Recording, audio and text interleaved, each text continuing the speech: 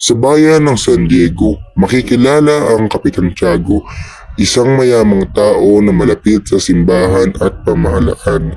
Siya ang nagpapakita ng mga lihim na ugnayan sa buhay ni Crisostomo Ibarra, isang buhay na puno ng intriga at takot. Ako si Santiago de los Santos, kilala bilang Kapitan Tiago. Malapit ako sa simbahan at pamalaan, at ang aking gabay ay si Padre Damaso.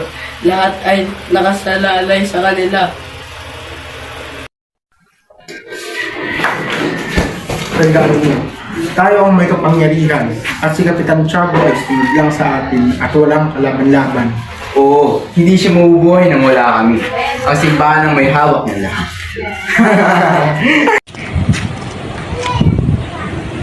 Bara, ang iyong ama na si Don Rafael ay siyang tunay na mabuting tao.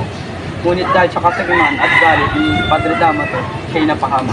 Bakit hindi lumabas si Kapitan Tiago para sa kanya? Hindi ba't magkaibigan sila?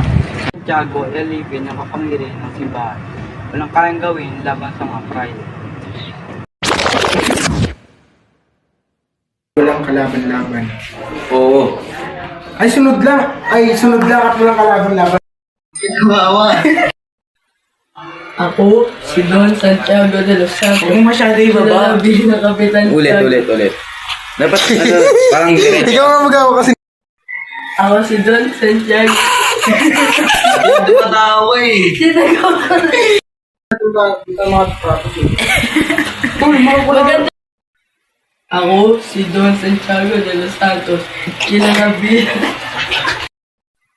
lahat ay nakasalalay.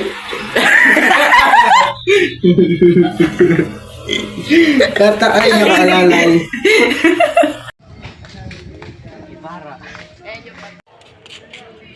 Ibarra, ang iyong ama na si